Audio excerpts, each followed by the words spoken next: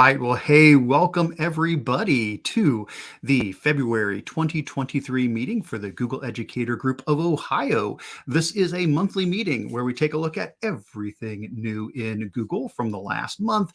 We share Googly tips and tricks and answer questions related to using Google tools in school. Even though this is an Ohio meeting, this is open to anyone as long as you have an interest in using Google tools in schools. We are so glad to have you here with us. I see a lot of folks in the chat introducing themselves. Please do so. So great to see people from all over the place. Some folks I know well and some that just getting a chance to connect with here today. That's fantastic. Quick introductions here. Howdy, everybody. My name is Eric Kurtz. I work for the Stark County Educational Service Center and SPARC, the Stark Portage Area Computer Consortium. We're an organization here in Northeast Ohio where I serve about 35 school districts on how to use technology in creative ways in the classroom. I am joined today by John. John, go ahead and introduce yourself.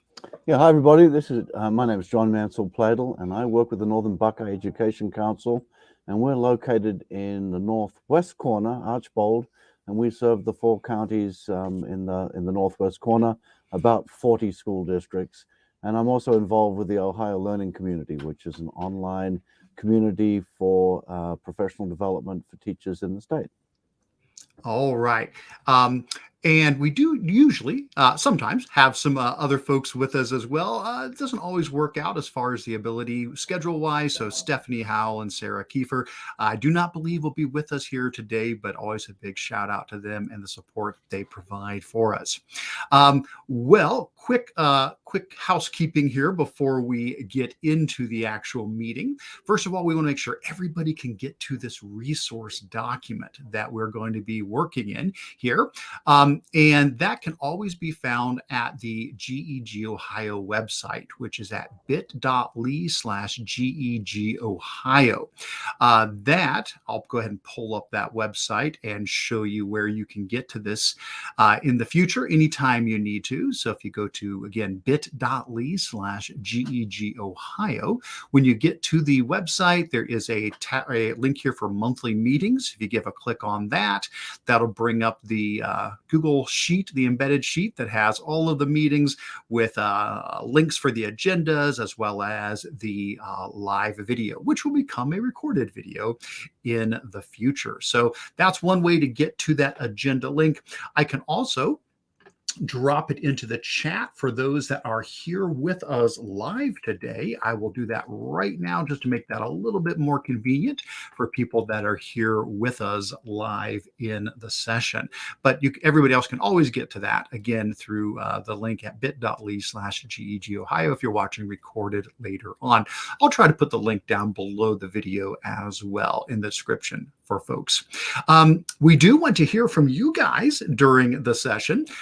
So please do continue to chat like everybody's doing. That's fantastic. But you're also able to add to this agenda document, which I did notice looks like we had a little bit of an accidental edit here. So I might need to go ahead. We may need to clean this up just a little bit here.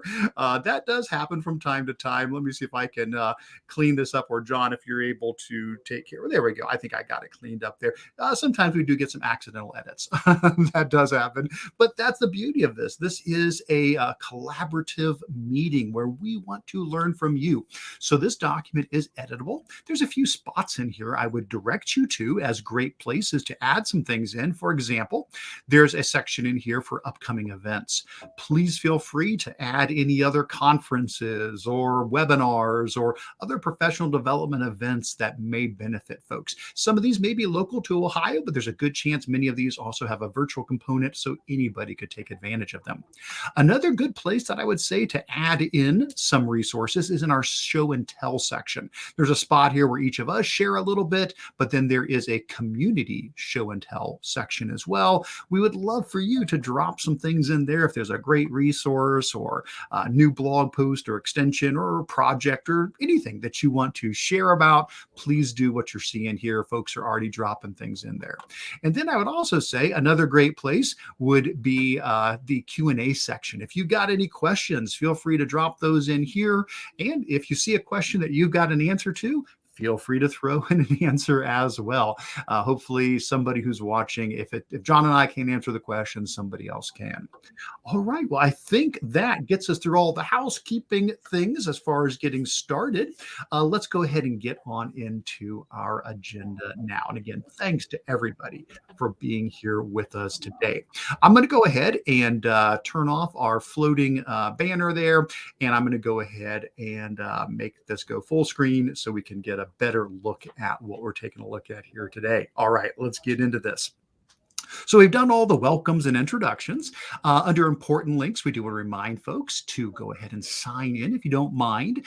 This allows us to be able to send you a certificate of attendance for taking part in the meeting. So if you give a click on the link we have there for the sign-in form, you can just fill in your basic info there, submit that, and then sometime later between now and next meeting, I'll run Autocrat and generate those certificates of attendance for you.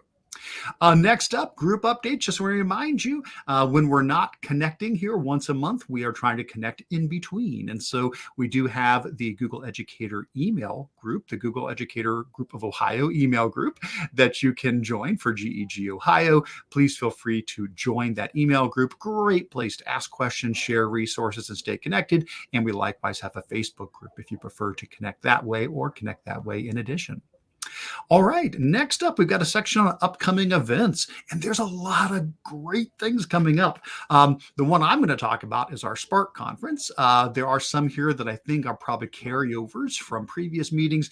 Definitely want to give a shout out, though, to the Neotech conference coming up here in March. McCall also in March. We've got NCCE in March. The iTip Ohio Google Summit coming up in May. Always a fantastic conference. That's going to be at Kalahari Convention Center in Sandusky this year, and the Ohio Teacher Leadership Summit as well.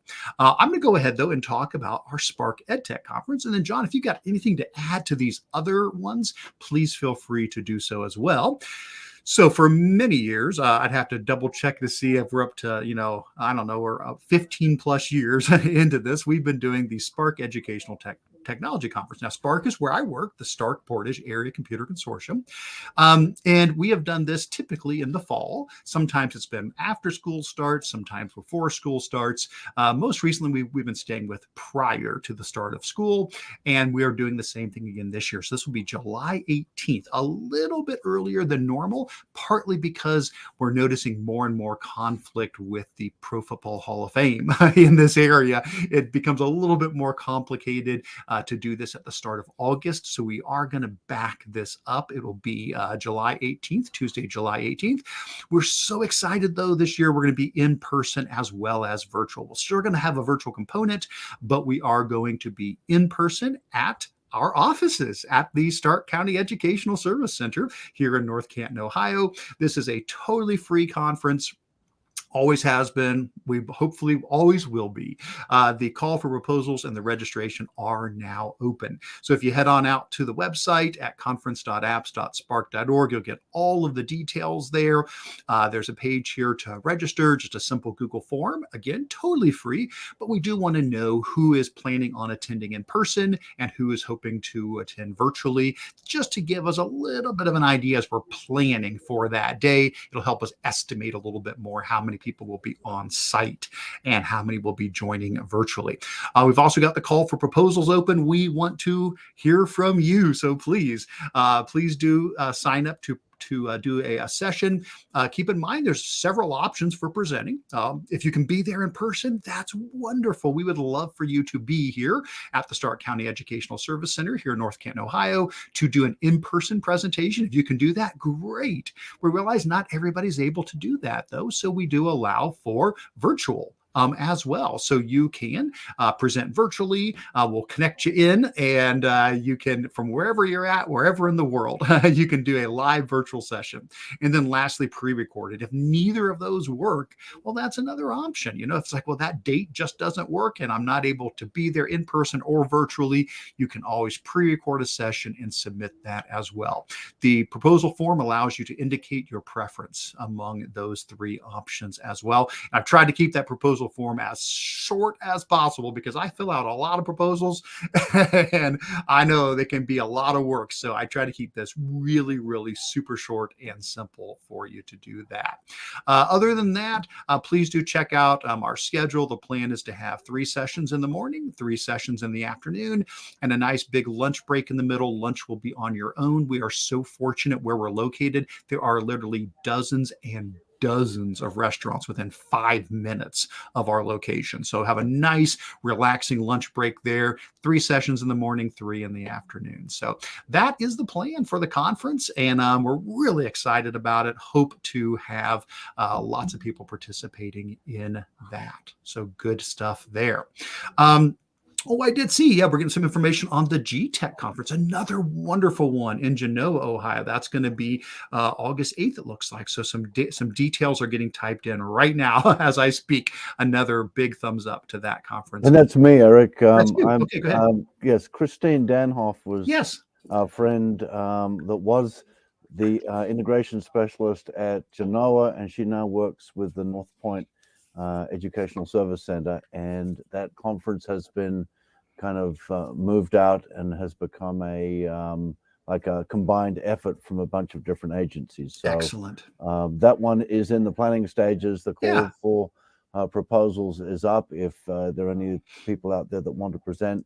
And I think it's going to be hybrid, but like you said, more details will be forthcoming as we get them available. Excellent. That's so great. Glad to see that. All right. Well, please, folks, continue to add any other upcoming events to this list. Take advantage of these. And again, a lot of these, for example, the Spark conference, the Neotech conference, a lot of these have virtual options. So if you're not in our neck of the woods, please do consider attending virtually, but better yet, presenting virtually as well. But for those who can come in person, I really look forward to being able to see folks face to face again. That's going to be fantastic.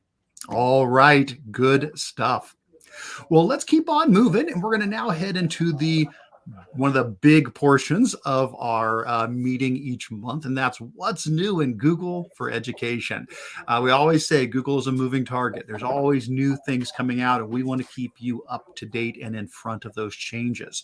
So each month, we try to pull out any new updates all month long. And so our last meeting was middle of January. We were a little bit off with our schedule just because of some conflicts there. So this is anything new since mid-January. So you can see there have been some things that came out that second half of January, and then anything in February up until today.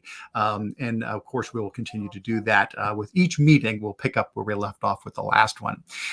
Now, there's a lot of stuff here, so I've tried to pick a few that I thought would be best to highlight. The ones that have a bolding for the date, those are the ones I chose to highlight here today. If I'm not going over one that you're interested in and you want us to chat about it, please let me know. But of course, you can just click the links here as well to check out any of these. Hopefully, again, this will help you be up to date and in front of these changes so you can help support your teachers and take advantage of these to improve things in our schools. Excellent, excellent, excellent. All right.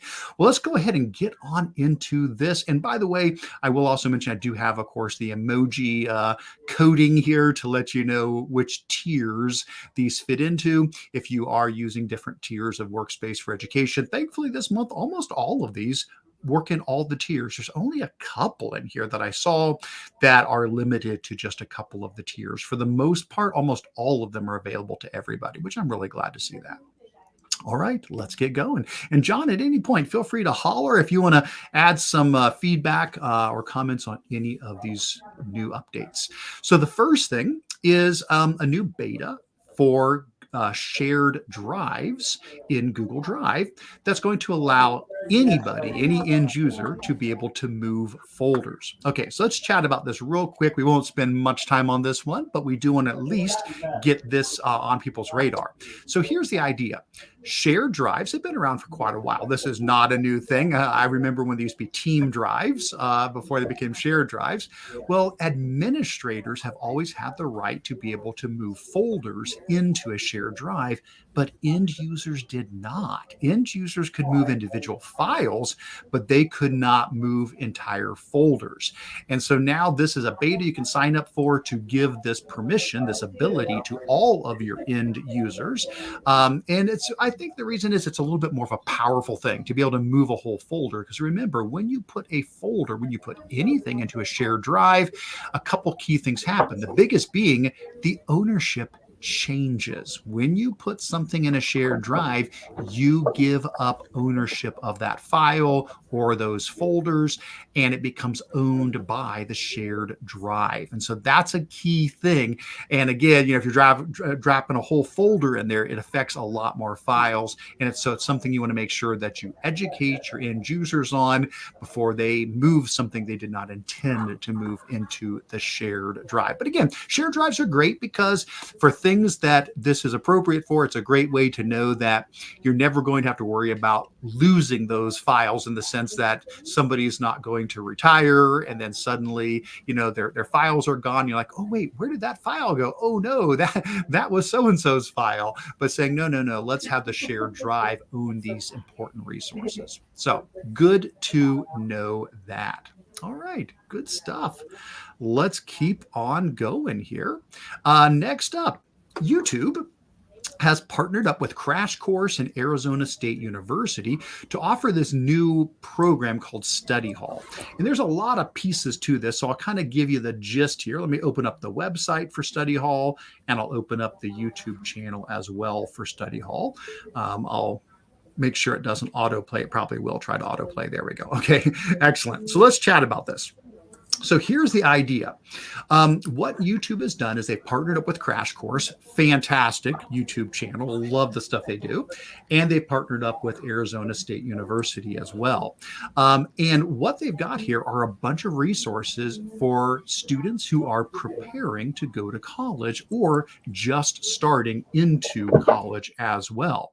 So what you're going to see here is, first of all, they have the How to College section, where you can learn everything about getting ready for going to college, such as how to choose a college, how to apply for loans, how to find the best way to earn money while you're in college. So lots of just really helpful videos to prepare you for going to college.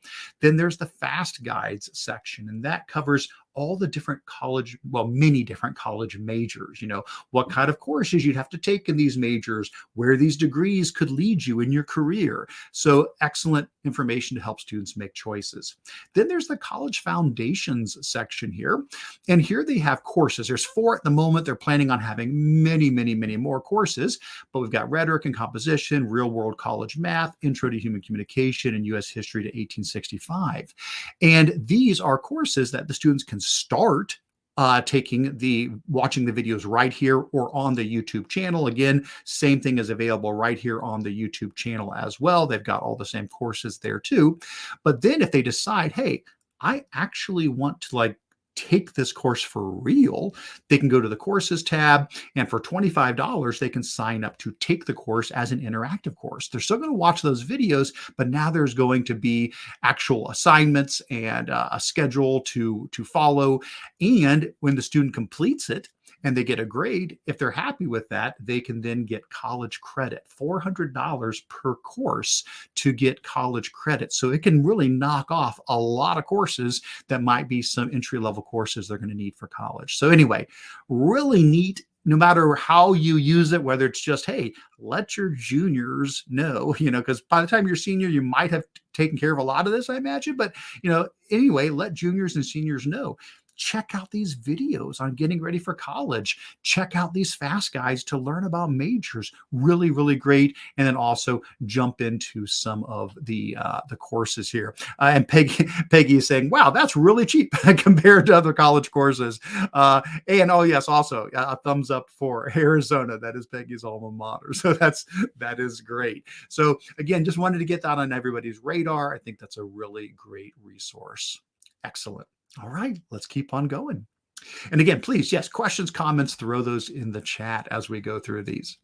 Next up, check availability across multiple calendars when using appointment schedules. Oh, now this one I'm really happy about because I think this is a great, great feature. Okay, so let's chat about this. So I'll zoom in so we can see this a little bit better here. Well, maybe I will. Maybe it won't let me zoom in. Hey, nope, it's not going to let me zoom in. That's okay. Oh, nope, it did. It just took a moment. I think it was just lagging there a bit. Sorry about that, guys. So appointment schedules, we've had these for a while. That's not new. That's not the new thing here. Appointment schedules allow you to give somebody a link and say, hey, pick a time to meet with me. And the appointment schedule shows when you're available and when you're not. And they can pick a time and it does the whole thing for you. It's phenomenal. It's a great way to do parent-teacher conferences or office hours or any kind of meetings.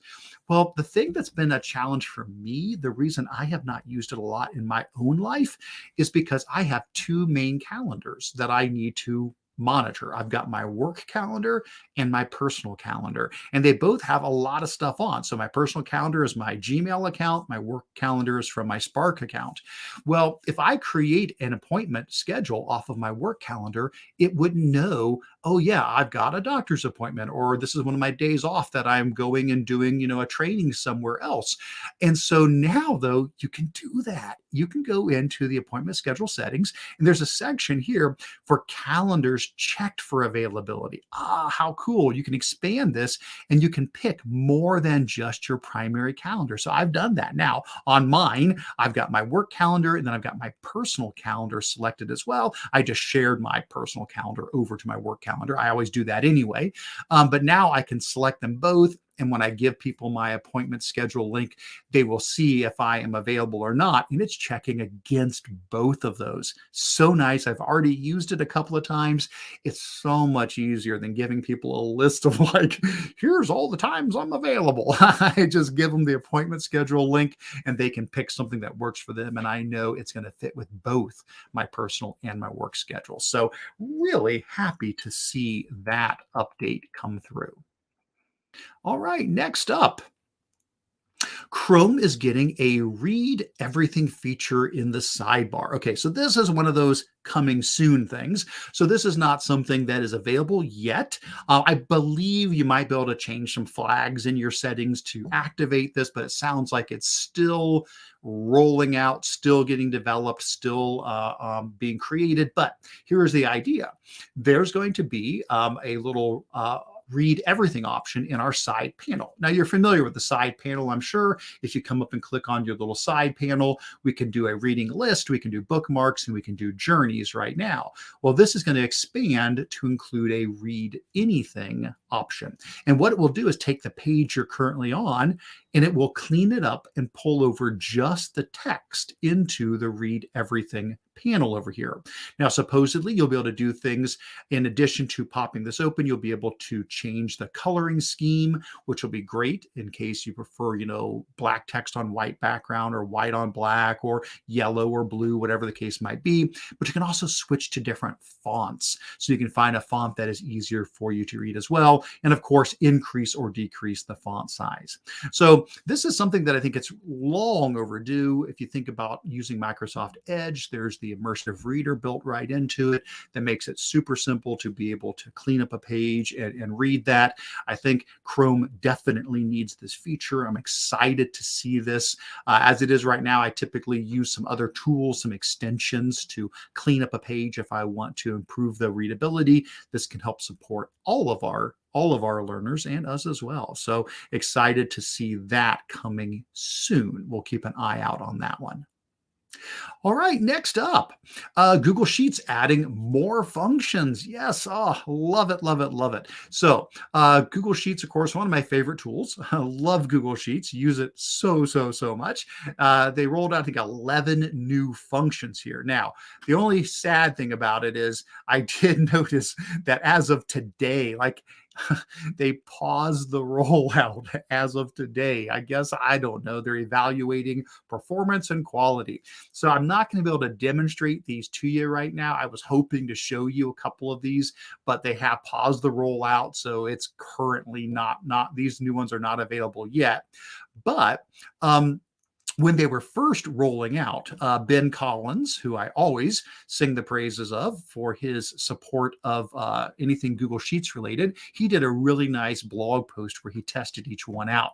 So even though hopefully these will be getting rolled out soon again here, whatever this pause is, hopefully they'll fix that. You can check out the second link here for Ben's nice blog post where he goes through these. Now you may say, well, Eric, I don't use a whole lot of spreadsheet functions. Why would I be interested in this? Well, let me just show you one as an example, like this choose columns function. Let's say you have a spreadsheet with just columns and columns and columns and columns of data. Maybe it's like, student data from a state test or something like that. And there's like, 50 columns going across. And you want to just check out, columns, A, C, F and H or something like that. You just need certain columns, just maybe their name, their ID, and a couple of key scores. Well, choose columns lets you do that. You just say, okay, I want to choose columns from this sheet, and I want columns 1, 3, 5, and 10, or whatever. You pick the columns you want, and it live pulls those out for you. And so you can put them on another tab, and that way you can look at just that data that you want to look at rather than all of the information. It's kind of like a filter going the other direction because normally we filter our rows. Now this is kind of like a filter for columns. You're choosing just the columns you want. I can see this being really nice to get a quick snapshot of data that you want to take a look at there. So do keep an eye out for those as those do roll out. All right, next up. Oh, this is wonderful. Yes, expanding color options. This is long overdue. I have found this to be so useful. It came out just a few weeks ago here. Now, when you are using colors for slides, docs, sheets, drawings, anything, if you're using the color option, like if I'm changing the color of the text, there is now a little eyedropper button there to let you just grab a color off of your screen rather than having to go into the custom area and try to figure out exactly what the hex code is, the RGB code for this. This is so nice. I'll show you a quick example of how I've used this. So recently I did a blog post on free media resources. We'll talk about this a little bit more later when we get to my show and tell section. But a lot of times when I do things, I like to make a little, just a little post pick to go along with the blog post. And I like to have the text at least be somewhat color consistent with whatever image I'm using with it. So for example, if I say, oh, I want the word media to be yellow and resources to be blue and projects to be green, because the free is already kind of red anyway. So that's close anyway. Well, what I can do here is I can say, let's click on media. I can go to my fill color button. I can click on the little eyedropper, and I can just hover above this and boop, now it's the same yellow. And the same for the resources. I can come here and grab the eyedropper and say, oh, let's make that blue. And then for the projects, I can use the eyedropper and say, oh, let's make that green. And perfect, as simple as that. Now everything's nice and color coded. So that is great for anything graphical like that, but you can also just do it for, text. If I wanted to come here and, select, my text here and I wanted to change the text color, I could use the eyedropper button and say, oh, let's make it, green, like, this green here. And then that's it. As simple as that, it turns the same color of that green. So really you can use it for anything that you do, coloring, backgrounds, text, word art, all of those sort of things. Really, really, really nice to have that. It's going to save us a lot of time. I used to use some extensions. What I used to use, I would typically use, let's see if I can find them now. I'm not going to be able to find them quick enough because I'm going to forget which ones I used, but I used like an eyedropper extension. There it is. Yes. Okay, there it is. Eyedropper and Colorzilla. I don't see Colorzilla on this one. I must have been using eyedropper most of the time, but I use one called Colorzilla and eyedropper, and it's so nice to not have to do that now. Saves me a lot of time. All right, good stuff. Let's keep on going. Next up, Google announces Bard, their Chat GPT competitor. All right, we knew this was definitely coming. There's no way that this wasn't going to happen. Just was curious how soon this would occur. But Google has announced that they are rolling out Google Bard to be their response to Chat GPT. So basically, what we're going to get here, and I'll make this a little bit bigger so we can see this a little bit better. There we go. So here's the idea. First of all, just for clarification, ChatGPT, love it, fantastic. I use it quite a lot, but it actually is built on Google technology. The T in ChatGPT stands for transformer, and Google is the one who they invented transformer technology. They're the ones who paved the path for all of these AI tools, and they open sourced the transformer technology so other people could build on top of it. So ChatGPT is really built on that. Well, Google has been in the background doing the same thing. They have been developing very powerful AI tools, their own, versions of this. And it's mostly based on what they call Lambda. Lambda is their large language model that they have been developing based off of the transformer technology. Well, Bard is one of the most recent iterations of that. And it is their version of ChatGPT. It's very, very similar to the idea. So the idea is I could come here to Google search. And if I were to type in a search question, instead of just getting websites, I'll still get websites. You'll still get web links. But instead of just getting web links, we're going to get the AI chat. We're going to get the summarization that the answer where the chat bot goes out and pulls all the information from the internet and summarizes and consolidates that together to be able to answer your question. Now, it's also going to be able to be used just in regular chat as well. So here is a screen showing what that would look like, where you could say something like, hey, I want to buy a new car. What should I consider? Here's a bunch of things that you may want to consider. Or what's the pros and cons of an electric car? Here's the pros and cons. Or, hey, what's some good stuff to do between San Francisco and Santa Cruz? I want to stop along the way. Here they are. And of course, options to give feedback, thumbs up and thumbs down, to be able to constantly provide feedback, because Google wants to make sure they are not providing incorrect information. We've seen a lot of that lately. I know that Microsoft, they are incorporating ChatGPT into their search and into the Edge browser, and they're working on the same thing. They've hit some speed bumps where ChatGPT has said some incorrect things and has gone down some strange paths. And so, Google has been very cautious. But they are at this moment allowing this to be used by what they call trusted testers, and will be rolling it out to the general population from what we understand, within the next few weeks, not months, but weeks. This should be something, that's the understanding, that I could be wrong, but that's the understanding I've been getting, is that this is going to be available sooner rather than later. I do not have access to it yet myself, but I did get to actually see it. So I did have the opportunity to see it live. Although I don't have access to it, I was able to see it and got a chance to put a few things into it to test it out. And it's really good. I mean, I was absolutely just floored, blown away by what a great job it does. And keep in mind, it is pulling live from the internet. So it's not like ChatGPT, which is only trained up through 2021. It is pulling everything live from the internet right now. So that makes it even more powerful. So really excited, really super excited to see as the AI developments continue. I think it's great that Microsoft is doing the same thing. I think we're going to see a lot more companies doing this as well. We all have to, of course, head into this with some caution and be thinking about what's the best way to use this.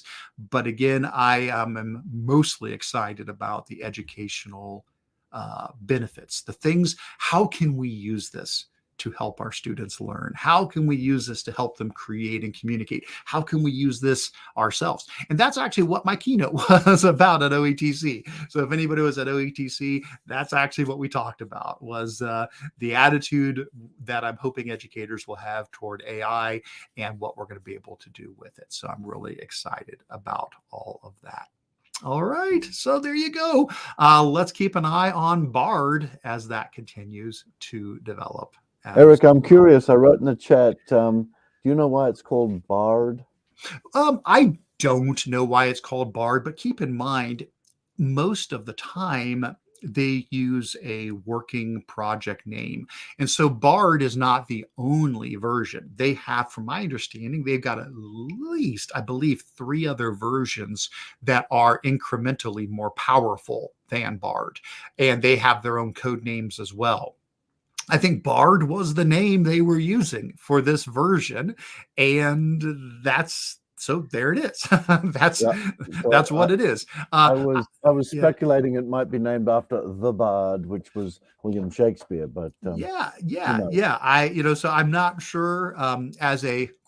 As a role-playing game fan myself, I have played a bard before, so I have a soft spot for that name.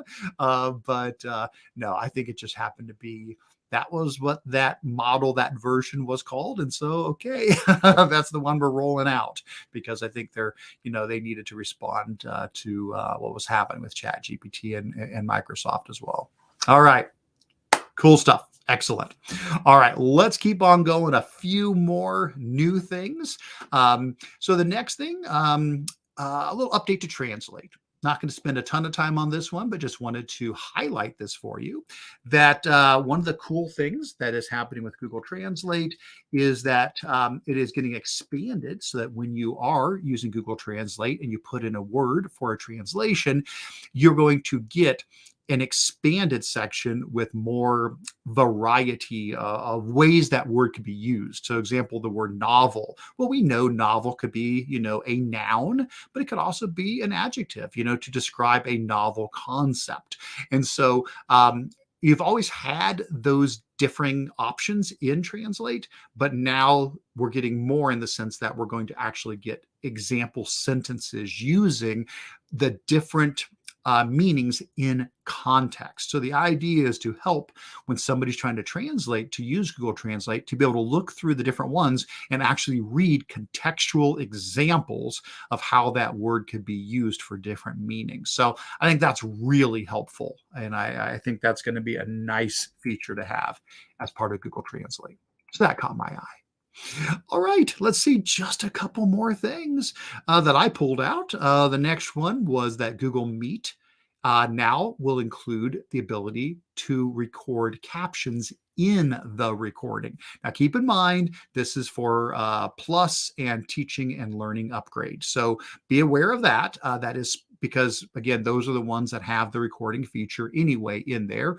But we've always had live captions. That's not new. You can turn on captions in Google Meet and you get captions on the screen, but they weren't included in the recording. So if you recorded your Meet, they weren't in there.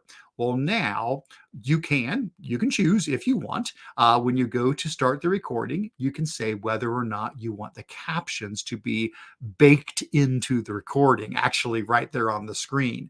And I tried this out the other day and it worked great. I simply started up a Meet. I said, include the captions, did the recording afterwards, opened up the video, and yeah, it just has the captions on the bottom, just like you would normally see in the Meet, but they're included right there in the video that has been recorded. So that would be nice if it's possible that whoever is watching the video later would need captioning and not have another way to get that. There are other ways you could get captioning for a video, but that's nice to have it just included right in there. You can also choose the language for the captions that are being included in the recording as well.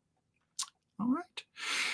And then the last thing, the final update before we head into show and tell and Q&A, is that Google Chrome is rolling out a memory and energy saver mode. I think think we may have mentioned this in an earlier meeting a couple of months ago, but it's actually rolling out now.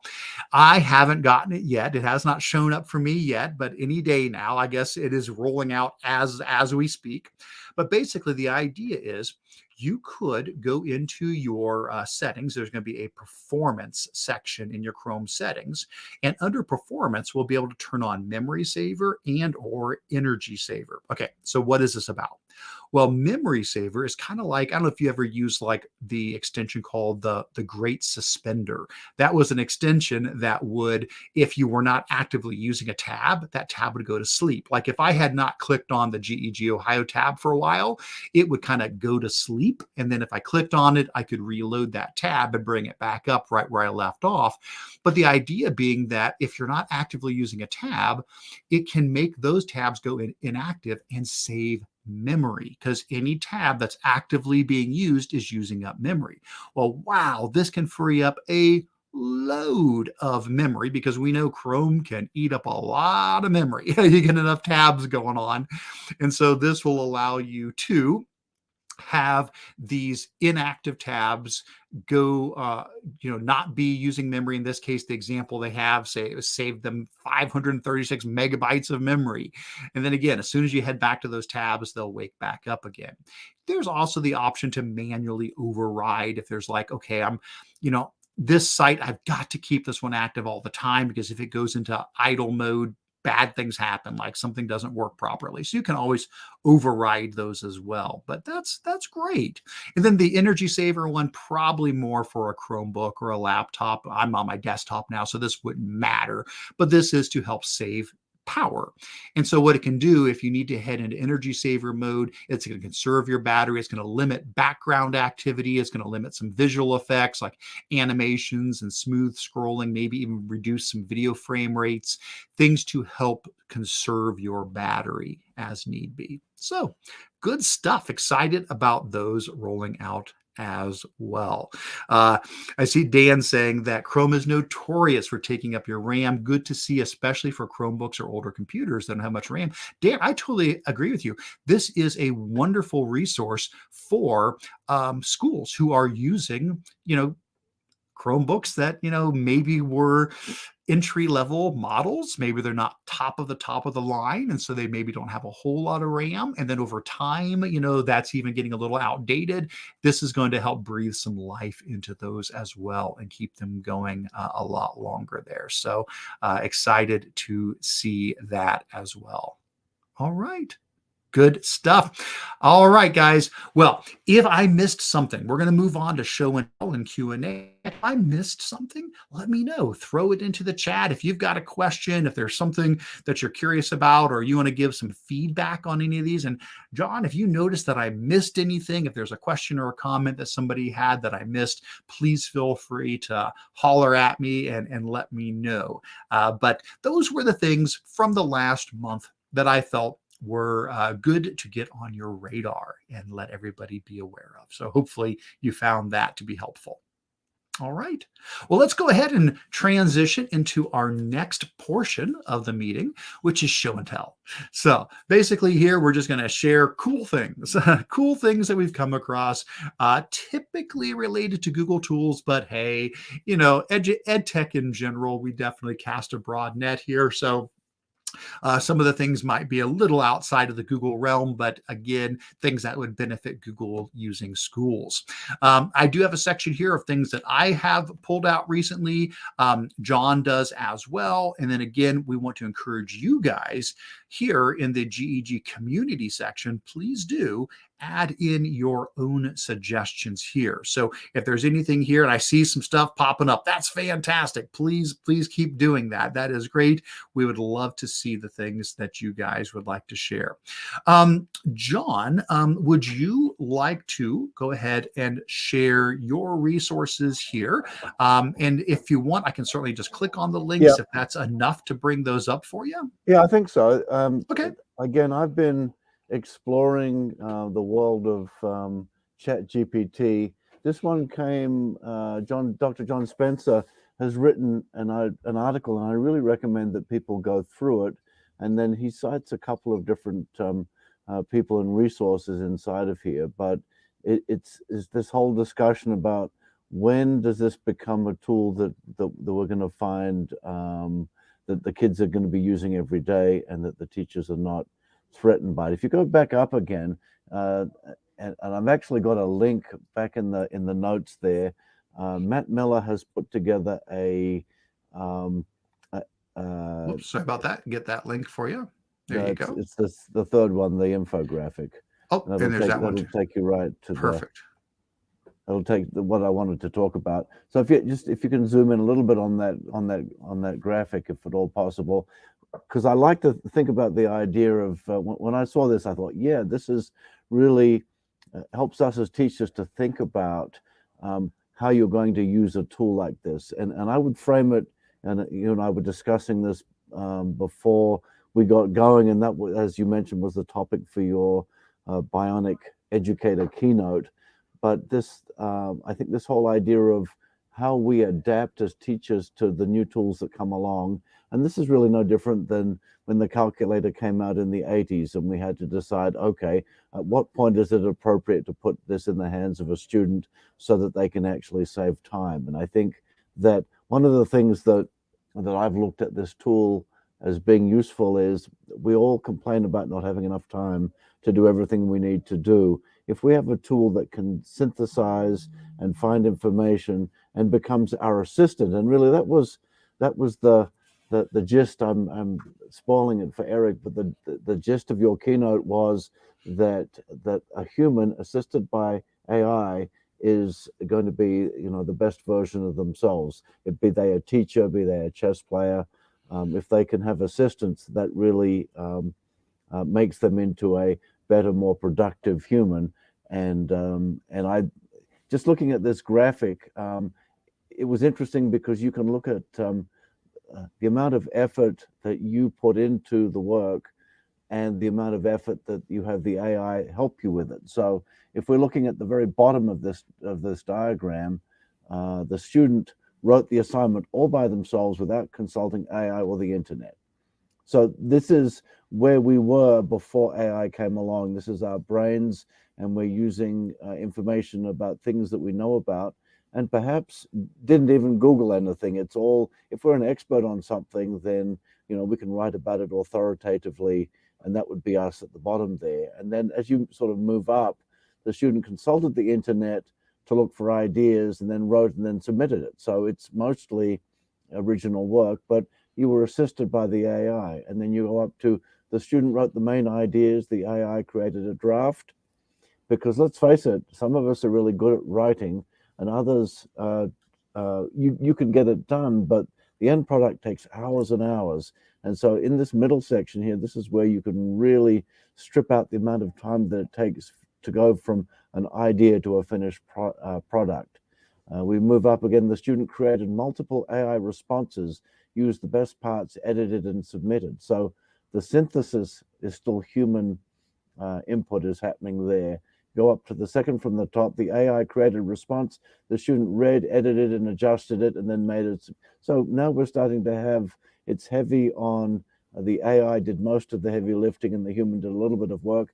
And then at the top there, the student plugged in the prompt into AI, copied the response, and submitted it to the teacher. We would say that that's almost the typical definition of plagiarism, although if you ask ChatGPT, it can actually do citations and everything for you as well.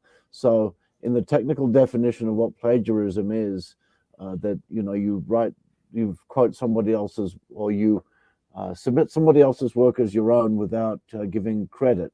ChatGPT has the ability to cite things for you. So you could argue that, well, in the classic definition, it's not plagiarism, but if the human didn't do any effort towards the writing, then maybe that's becoming the new definition. So I kind of like this as a way of framing the discussion, especially for language arts teachers, about how you could use this tool. We have been using the tool, and you can move away from that graphic, and I think that's probably, we just attended the OETC conferences, as we mentioned, in Columbus last week. There was a lot of talk about this whole idea of AI and how we're going to be using it as educators for all kinds of things, and how it's going to affect the history of work as we know it. I started to look at Microsoft's AI and some of the things that it can do, and then I came across a whole other one yesterday. I'm not going to be able to remember the name of it, but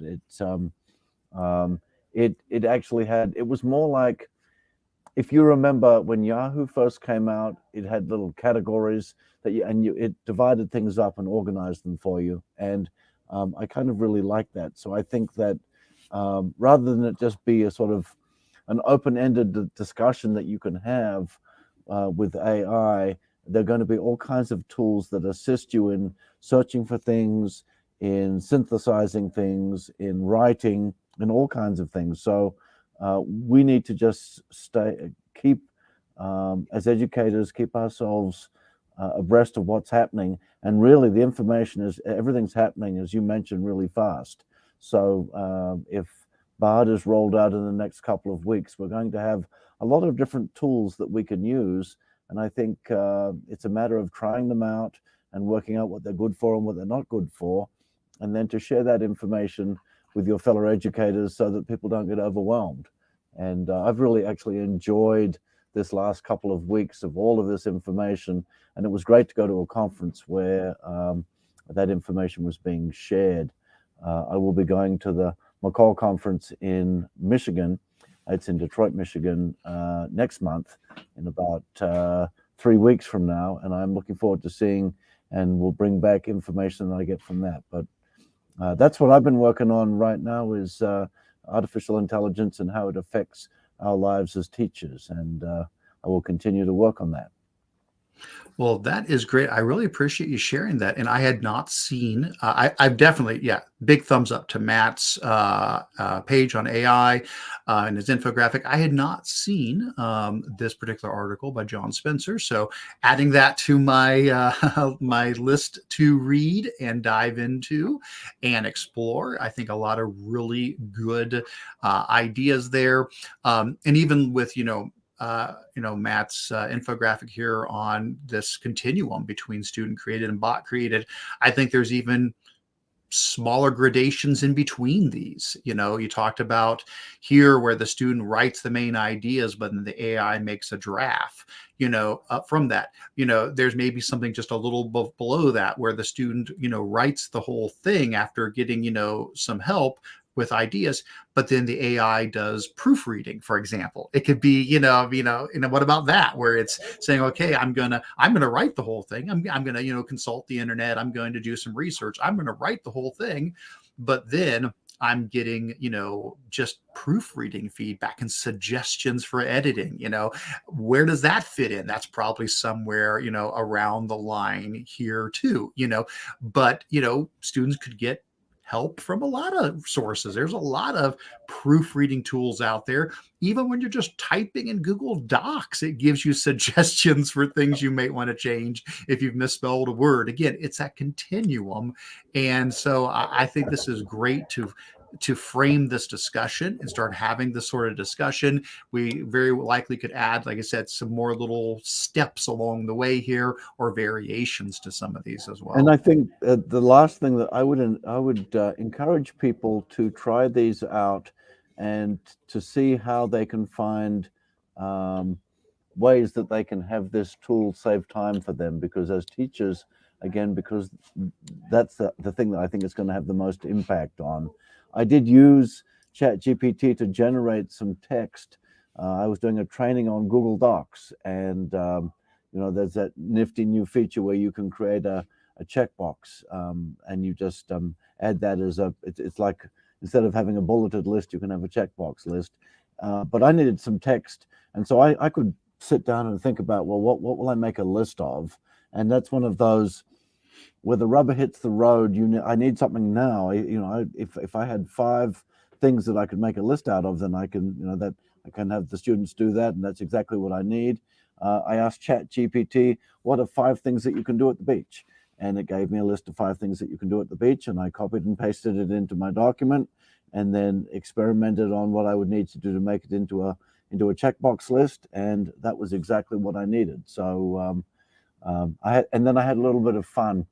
I asked it to write a poem for me about a purple unicorn in the style of William Shakespeare, and it did exactly that. It wrote me a quite a long poem about that waxed lyrical about what a how William Shakespeare would write about a purple unicorn, and it was. And then I showed that to the teachers, and then you had showed us that you can use. Canva has a new Yeah, build a tool that you can have it say, and I said, make me a picture of a purple unicorn, there you go. and it Yep. made me a purple unicorn picture to put in the document. So Yes. I was able to demonstrate some features in Google Docs, but I didn't have to make up a bunch of text and pictures. I could just go to those AI assisted tools, and I saved myself an awful lot of time. So I certainly was able to benefit from it, and I think as educators, we need to use the tools at our disposal. Absolutely. Well said, John. And I agree with that as well. All right, let's go ahead and I did see a comment over here on the side. Nicole said he's working on an AI for educators book. That's great. That's fantastic. Yeah, Matt's got some great books out there already, so that is really encouraging to hear. Excellent. Well, I'll go ahead and move into my show and tell resources. Again, please keep throwing things down here in the community show and tell. We'll get to those after we give you guys a little bit more time to add things if you want. I'll certainly give a shout out again, though, to Stephanie and Sarah. They share out wonderful things weekly. If you have not signed up for their weekly updates, please be sure to do so. But then here are things I have been either creating or coming across recently. And I think I'll go ahead and add one more thing to the list just because this ended up being an AI centric thing. This is not something that I've posted yet. It was part of the keynote that I just did at OETC. So I will go ahead and drop this in here. This is a resource document that I used in my keynote. I do plan to continue to flesh this out a bit, but you are welcome to check it out even now. It's bit.ly/Kurtz-AI. And again, this went along with my keynote that I did on the Bionic Educator keynote. But basically what this includes are a bunch of tools, mostly googly tools, but a bunch of tools that are AI related that we can use in education. And so part of the keynote, we were talking about what tools are all around us. ChatGPT caught everybody's attention. But guys, we are surrounded by AI tools. So we talked about image processing tools, drawing processing, speech processing, music processing, language processing. And these are all tools that we have had in some cases for years, and others that are relatively new, but that we can use and can be used in education to help support teachers and students. And then, of course, another big chunk of the keynote got into the uses of AI in education. And this is in no way a comprehensive list, but these were some of the things we talked about, supporting reading, supporting writing, conversation, feedback, coding, being a personal tutor, helping with tasks. And we went through a lot of examples with those as well. So again, not something that I have posted to my site, but it was something that I did use for that keynote. Certainly happy to make that available to folks. I will eventually, when the dust settles and I get some time, I will be doing some blog posts and things related to that. Just have not done so yet, but we'll be doing that. All right, well, let's hit some of my other things that I wanted to share recently. Just as a reminder, please feel free to join my email discussion group, sign up for my weekly newsletter. I share a lot of these out there. And I also do my EdTech links of the week. It's typically Monday nights at 7 p.m. Eastern. I do a live stream. Here are the ones from the last 3 weeks since our last meeting, if you want to check any of those out. And you can also go to to the document where all of this is found, bit.ly/CAA-live, Control-Alt-Achieve live.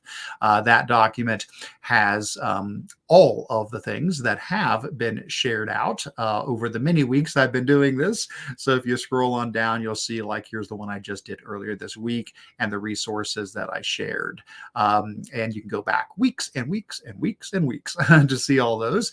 And for each one, of course, you can check out the blog post and the recorded video where we go into a lot more detail.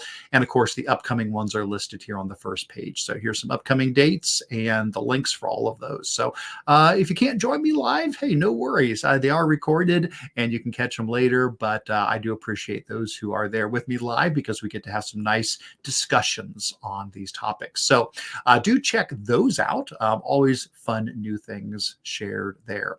I have had a couple of posts on my blog recently. Just did one the other day on free media resources for projects. This is something that I've had these resources for a long time in bits and pieces and thought I need to pull these together in one place. The idea being that a student wants to create, a slideshow. They want to make a poster. They want to do a video, or you want to do any of these things, but you want to be like, okay, where can I get free, high quality content that I'm allowed to use in my project, whatever it is. And so I just pulled these all together in one place. Again, I've had them in bits and pieces other places, but these are resources for free photos, for free clip art and icons, for free animated GIFs, free fonts and text, free sound effects, free music, free videos, and free design templates. And so a lot of great things there. I guarantee you it's not inclusive. I've left some things out. It's not all inclusive. I'm sure there's some things I've missed. So let me know. I mean, if there's a favorite, resource that, is great for you or students to use that provides free, high quality multimedia resources, send it my way. I will poke a stick at it and take a look at it and add it to the list here as well. So hopefully these you will find helpful though for the projects you and your students do. Next, I did do a post about Book Creator, which does have a Google tie-in, believe it or not. I got to do a little session on Book Creator down at the FETC conference. And so I did a blog post and video to go along with it, where basically I talk about how to illustrate a book, how students could write their own books in Book Creator, and then they could use the pen tool to illustrate it. Now, where this ties into Google, I promised I'd show you. In addition to the pen tools having the regular markers and paintbrush and crayons and highlighters, it has auto draw built into it, which is a Google tool. Google partnered up with Book Creator, and in addition to all the normal things, the color picker and the emoji menu and the fill tool, the auto draw tool is built right in. And so this is one of my favorite Google tools, where you doodle out the thing you're trying to draw and Google's AI guesses what you're drawing, and then it gives you options to replace your drawing with a piece of clip art that represents that. So it's such a neat way that students and you can illustrate stories you've written. I do have a finished book here that you can check out. I write children's poetry for my grandkids, and this was one called Don't, about all the things you're not supposed to do.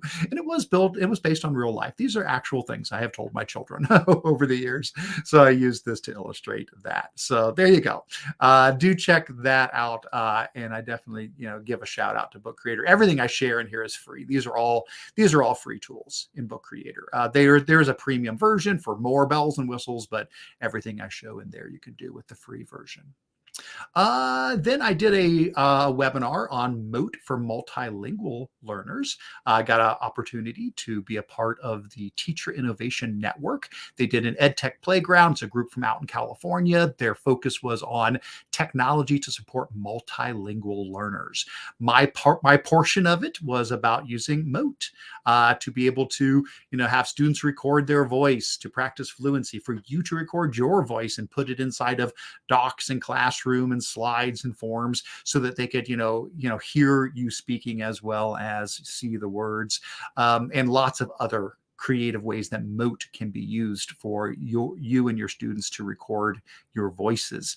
And then Brian Lopez did the second half of the presentation. He talked about using Microsoft Flip for multilingual learners. So that's available. Check that out. All my Moat resources are here as well. I've got a very detailed document here that goes into all of the resources in more detail as well. And then the last thing I posted on my site was a Valentine's activity. So this was hearts and charts. So this was a takeoff of my Skittles activity. I don't know if you remember that one. I did the Skittles one back around Halloween, thinking, oh yeah, you might get Skittles as part of your Halloween candy. So I did a math activity related to that. This is a takeoff from that, but you use conversation hearts instead. Now you could do this really with any candy that comes in different colors. It doesn't have to be Skittles or conversation hearts, but basically the students get a box of conversation hearts and then they go through this Google Sheets activity where it walks them step by step through. They estimate how many they have. They predict what color is going to be the most. And then they actually pop the box open and count them up, and they calculate, how far off were they. They do comparisons, greater than, less than, equal to. They add up different quantities. They divide them up into different groups, and they graph out their hearts as well. And the beauty of it is, since it's Google Sheets, it checks them every step of the way. If they get an answer wrong, it turns red, green for correct, because Sheets can calculate all of that in the background. So really neat way to get students doing some hands-on math, but also fitting nicely into that theme. So there you go. Good stuff. All right. So those are all of the, whoops, got too many tabs open. That was all the stuff new from my blog. Other than that, things that I'll just give a shout out to, I've been having a great time with ScreenPal. I think I've mentioned this before, but it's a free extension from Screencast-O-Matic for screen recording. I love Screencastify. I love Nimbus. I love Loom. I like the new Chrome OS screencast tool. They're all fantastic, but ScreenPal has become my go-to recently if I just need to do a quick recording. If I get an email from somebody saying, hey, how do I do something? And I go, it's going to be faster to record than type up a message. And it's great because it really is free, free and unlimited. That's where we typically run into the issue, is they're free, but only for so many recordings. It really is free. There's no gotchas, no limits. You can use this as much as you want. You can record your screen. It gives you a link. You can drop that link right into an email or into a comment field or put it in a doc, whatever. And that's it. And it's got nice features. You can record, of course, the screen, the camera, both. It's got drawing. It's got annotation tools. It's even got some cute little special effects if you want to throw in some, fireworks and stuff like that. But I've used it. I'm really happy with it. So that's been a real great go-to for me recently.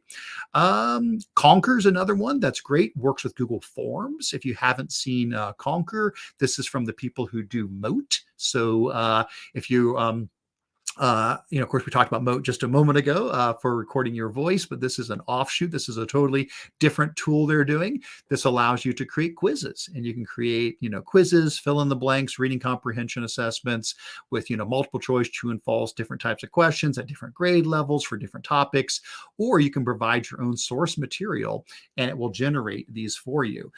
So for example, I'll just grab the example that I showed the other day here. Apologies to those who have seen this before, but I'll make it quick. If I were to come here and throw in some text, this is a text from Dogo News, an article about a company that's trying to bring back extinct animals.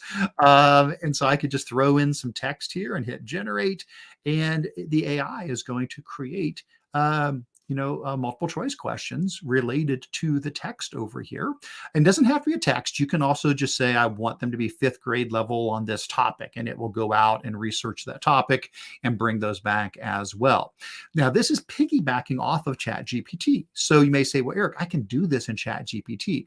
Why would I want to do it here? Well, hang on, because here's the cool thing.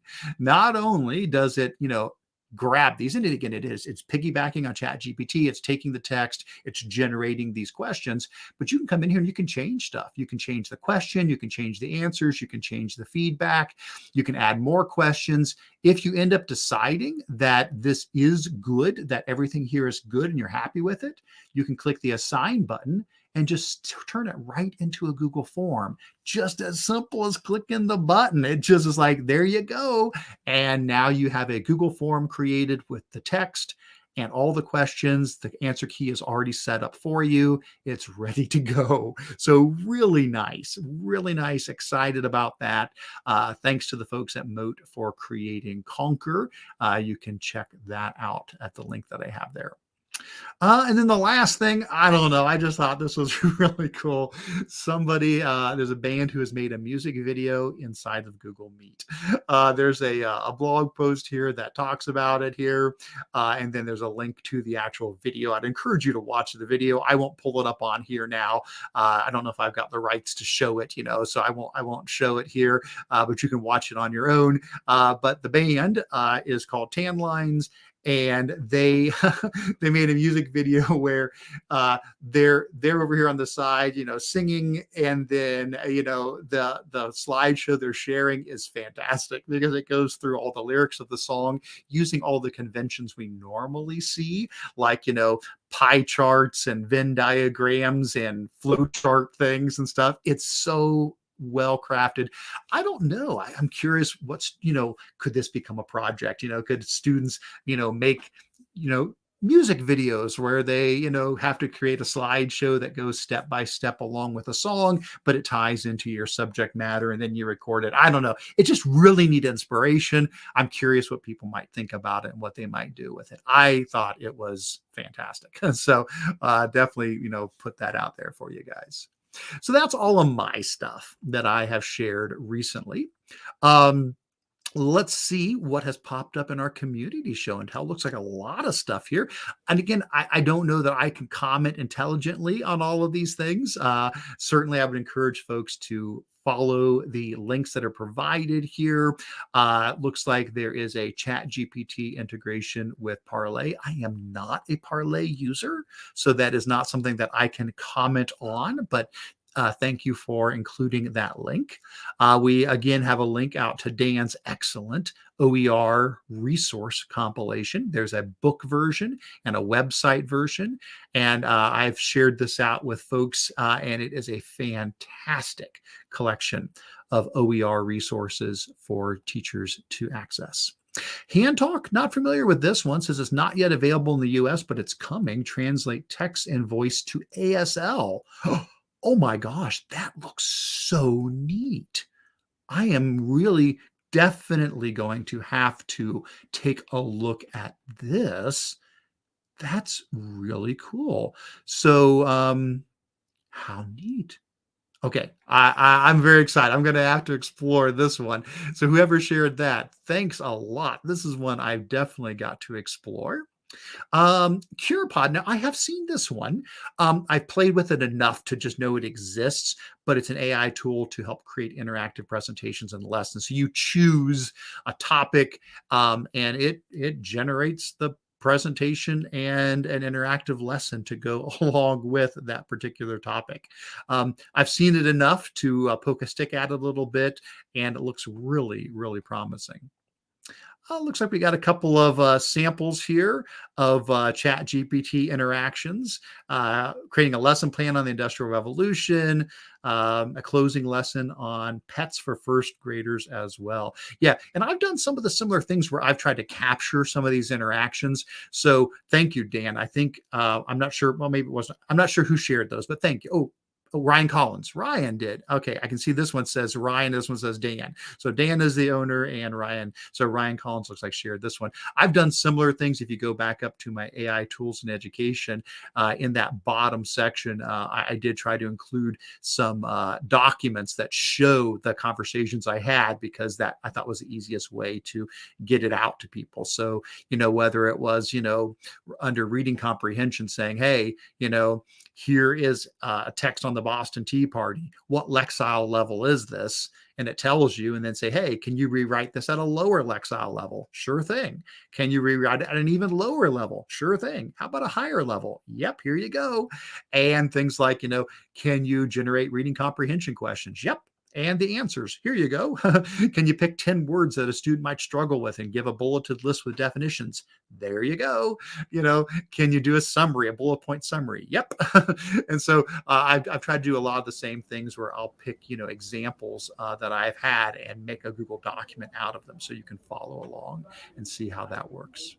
I think that's really important, Eric, because in learning what it's capable of doing, and then of course it's going to learn and then be capable of doing even more things than we knew. And I think having some kind of a narrative of, okay, Yes. I asked it this and this is what it gave me.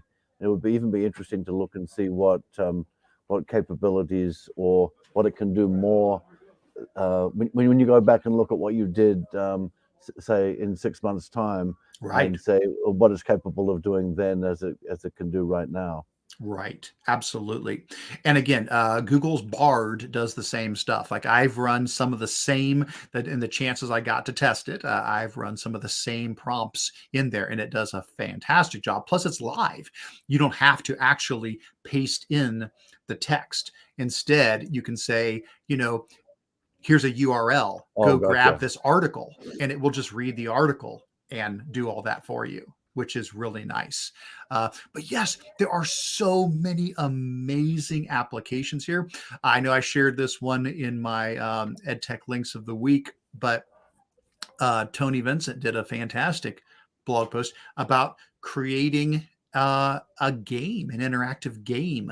And he basically had ChatGPT. He told ChatGPT, I want a game called the percent game, where basically I want this to be the case. I want there to be a bar on the screen. I want it to be randomly shaded. I want the user to guess what percentage has been shaded. And then I want you to tell them, how close they were and how far off they were. That's their score for that round. So you want the lowest score possible. And ChatGPT said, sure. And it created this HTML code for the game. He went back and forth and tweaked a few things, just saying, oh, how about this? How about this? And then he went to Google Sites, used the embed option, and he just pasted it right into Google Sites, and it works.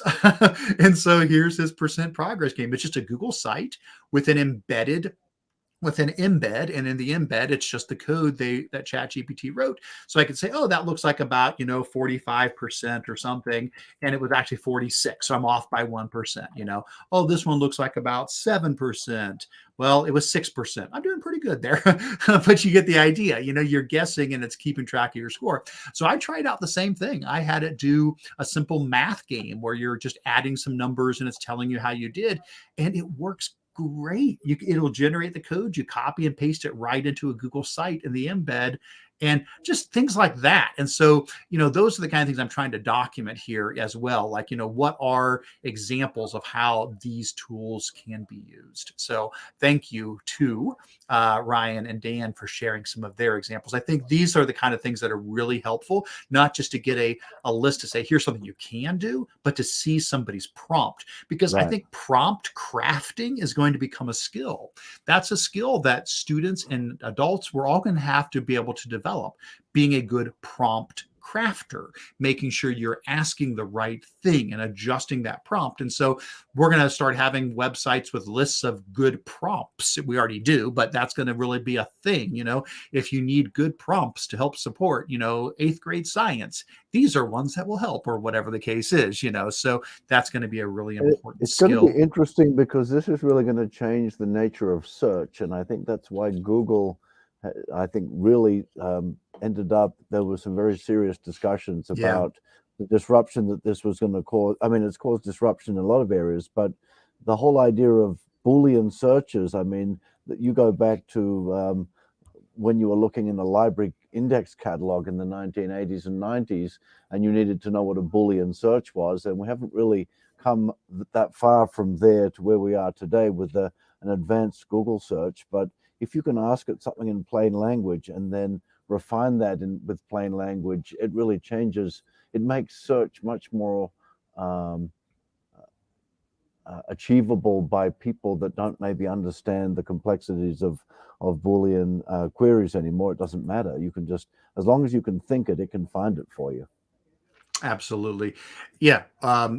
Yeah, I'm really excited to see as Google rolls this out into search and as Microsoft rolls it out into their Bing search, and they'll just keep getting better at it. So awesome stuff. Seen a lot of great comments in the chat as well. Thank you to everybody who is communicating and sharing. Dan mentioning about the AI time savers. Yeah, that's an important thing because, even if it's not just, I mean, these are one, I mean, I love these higher level things where it's, helping summarize things and generate brand new stories for students to read and all of these things. There's so many great things. But just the fact that if it can help you write emails, write lesson plans, write newsletters, write assessments, create rubrics, if that saves you time, then it means you now have more time to do what you do best, which is to impact students directly. And you have more time for self-care. You have more time to take care of yourself because I guarantee you're working more hours than you're paid to work. And so even if it's just time saving, what a difference that can make. So I think that's fantastic.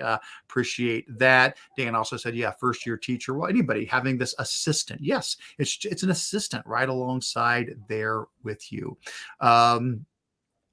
Jim says he recently saw a corporate position for a prompt crafter that pays in the six figures.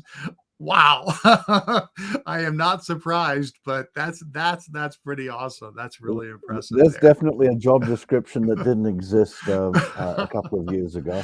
Oh my gosh, that's awesome. All right. And then lastly, we have a web classroom series from Croatian teachers about Google Tools. Well, wonderful. Thank you for sharing this.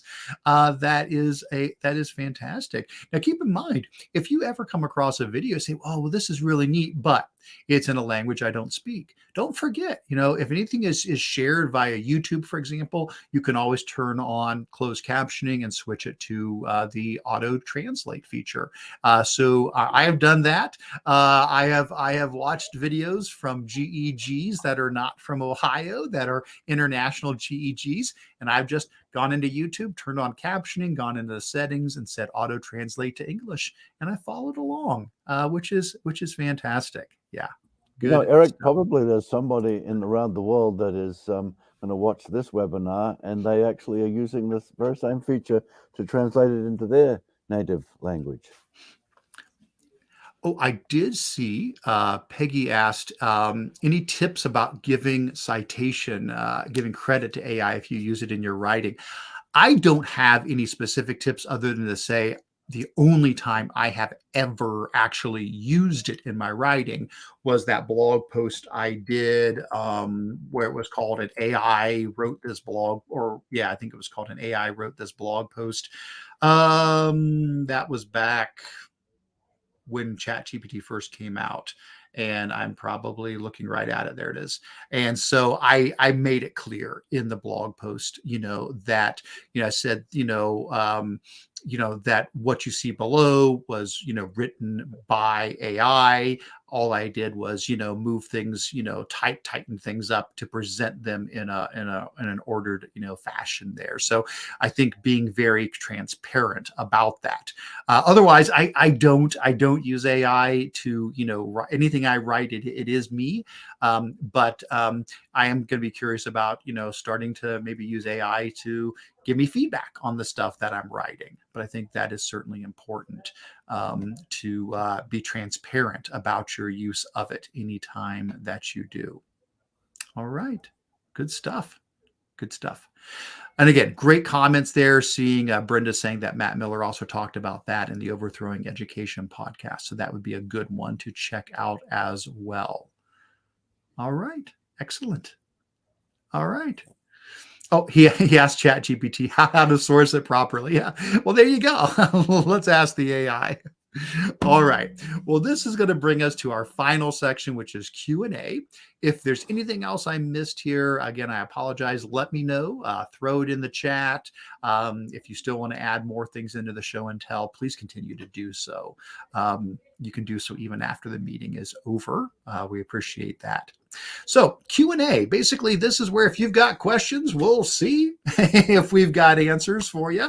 I have not had a chance to preview these. These came in during the session, so I apologize. Normally, if they show up ahead of time, I will do some pre-answering, but these just came in. So I'm not going to necessarily be able to give you good answers unless it's something that I have specific experience with. But let's see. How to convince administrators of Google Workspace to unlock the options for photos and sites. Does EDU options for the rest of the world have any bans on these two tools? Okay, so this is a great question to throw out to everybody. And so if you have things to mention, to share, that's great. I do see somebody has responded that Sites is under the Google Workspace standard core applications. So it is being, you do have micromanaging of it. It's not just an on-off thing. Whereas like Google Photos is under the additional apps. So it's pretty much on or off. So I think I like this suggestion though about, don't know why you would turn it off unless you're trying to restrict, things being shared out publicly. But the thing that I would like to mention on top of that is with Sites, remember, you can micromanage this. It's not just a big on-off switch. You can say that students, the OU therein are not allowed to share the sites more broadly than like your school district. So you can say you're allowed to create them, but you can't share them out, beyond your domain, where teachers can. I mean, there's a lot of flexibility there. And I think that's a good reason to say, well, Sites is phenomenal. It's a really powerful tool. Definitely for the teachers. I mean, absolutely having that available for teachers, but you can even do it with your students and just put on some guardrails there that limit, maybe it's something where they're just creating stuff for internal use as well. Definitely get the idea about concerns about limits on how much storage. Photos could be a spot where that would be an issue. I think it's important to let people know that if they're turning on any kind of Google Sync, make sure that they are syncing their photos to their personal account, not to their school account. We have had that happen. And had to contact people and say, okay, you've got like a terabyte of data here, and it's your personal photos, and you really can't be doing that. This is for your work stuff. You Eric, need to resync that. I'm curious. It looks like she's saying that Google Workspace for Croatia. So maybe do they have Workspace just for all the schools in the whole country? I don't know, because I don't know. That's certainly an interesting concept. Here in the United States, it's school district by school district can get the Google Workspace accounts, but I've never heard of it being for a whole nation. Yeah. Looks like she's writing, yep. Writing in there right now. Okay. The wonders of live internet. We have one administrator. Okay. All right. Again, I think some of the things that have been discussed here are definitely good things to consider when turning these things on or off. I would absolutely encourage other folks, if you have ever run into these issues, please share your stories here. If there's a reason, if you do any sort of limits on sites and photos. We do not, other than students. Right. we do limit that for students, but definitely not for staff. All right. Well, let's keep going. Let's see. Just started looking at Chrome tablets. Other than cursive.apps.chrome, can you recommend other free apps that will keep their notes in Drive? So we've heard some love for Google Keep, Jamboard as well, and another one shouting out for Google Keep. Now, if you're talking about Chrome tablets, I guess I'm curious. Tablet can mean a couple of things. It could be specifically like an Android tablet. I think you would have said that probably if that's what you meant. So I'm assuming you mean Chrome OS tablets. Now, keep in mind, Chrome OS has the best of both worlds. It can run web tools and it can run Android apps. So on your Chromebook, you can run Android apps and you can run regular web apps. So that opens up a whole world. Don't count out all the Android apps. There's a ton of note-taking tools that were designed for Android tablets, Android phones that you can run on a Chromebook as well. And so that would be worth investigating. But yeah, you've hit some of the big ones: Cursive, Keep, and Jamboard. Keep definitely is fantastic for that. And I believe we're going to see Cursive continue to develop. They're going to keep adding more to that as well. I guess that would be my suggestion is do consider, if it is something where you've enabled Android apps on the tablet, to look in the Google Play Store for other specific, stylus-driven note-taking apps that could be available. All right. Just AI in general, love it. This is fantastic.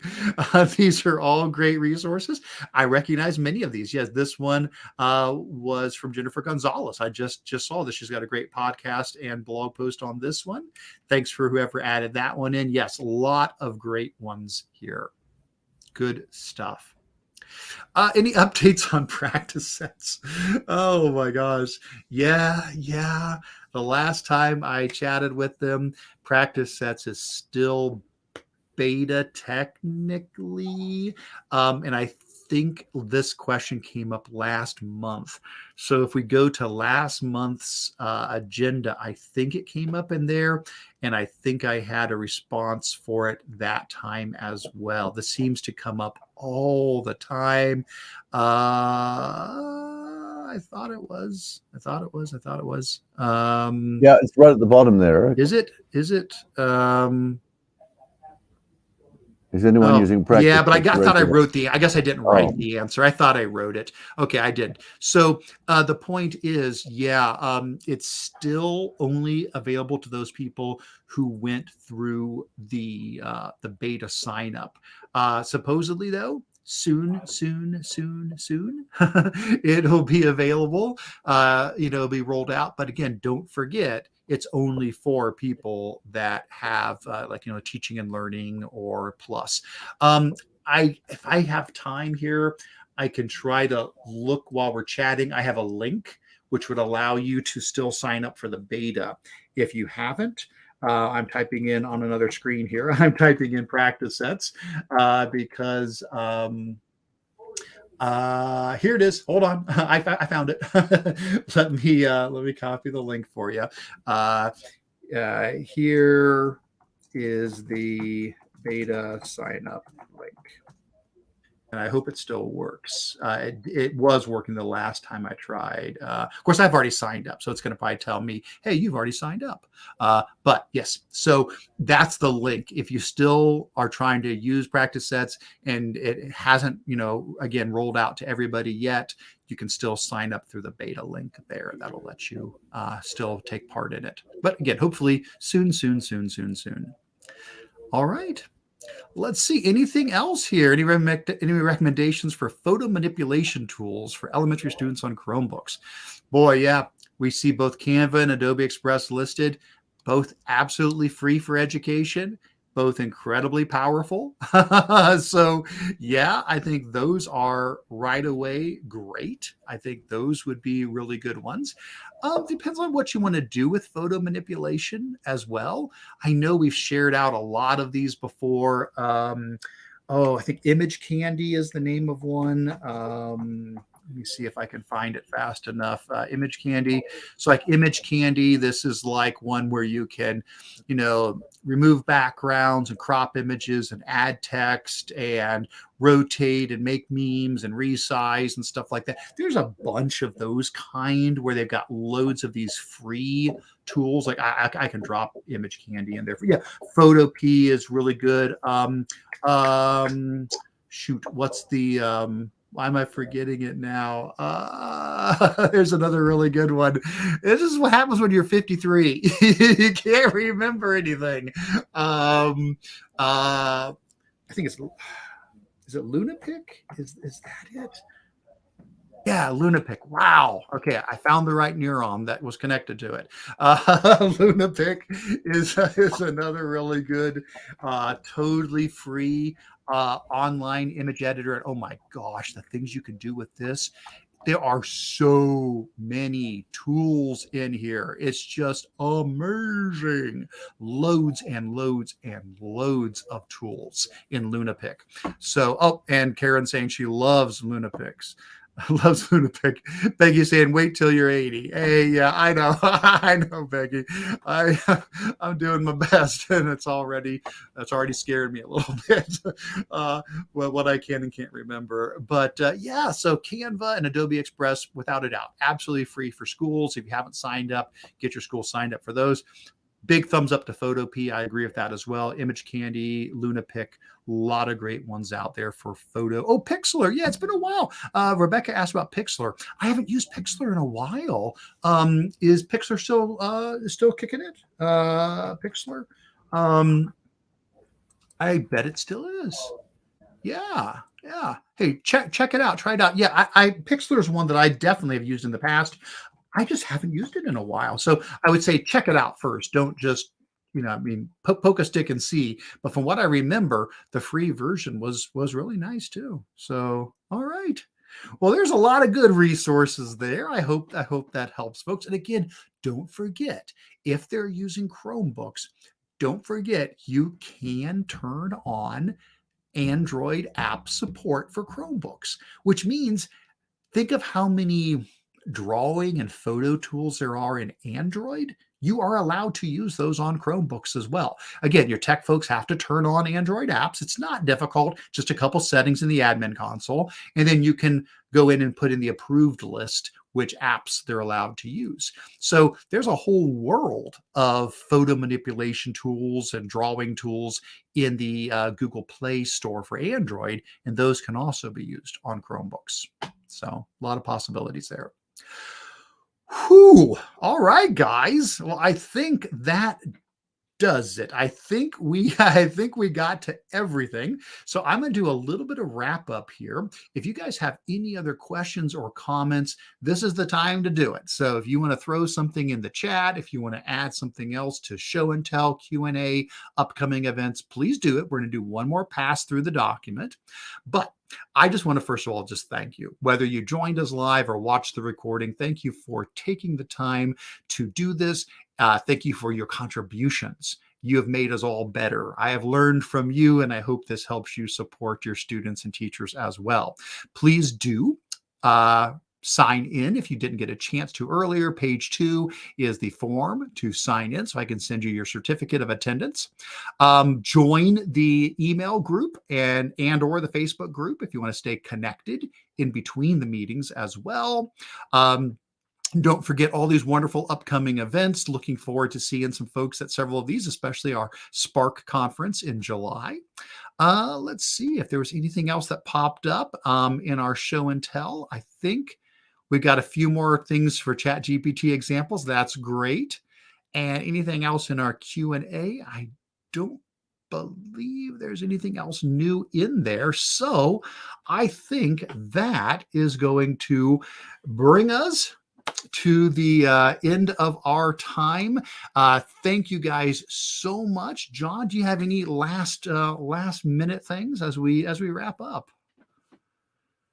I was just going to mention it was good to see Sarah and also to see Stephanie. Stephanie just had a baby, and so she was just actually first day back at work was at the conference, and so I bumped into her while we were there. So you know, life happens while we're busy making other plans, I guess. And so it's been a very busy time, conference season, but thanks to everybody that popped in this afternoon or this evening and shared your expertise with us. As always, we're better for your participation. Absolutely. Couldn't say it better myself. So we will leave it at that. See you guys all next month. I believe we are on, did I close out of it? Nope. It is March 29th. So March 29th is our scheduled meeting. I believe that will be accurate. Do check back and I will put all those links into our document as well. I'll update this with the links for next month shortly after this. But thanks again, everybody. Have a fantastic rest of your day. Take care, everybody.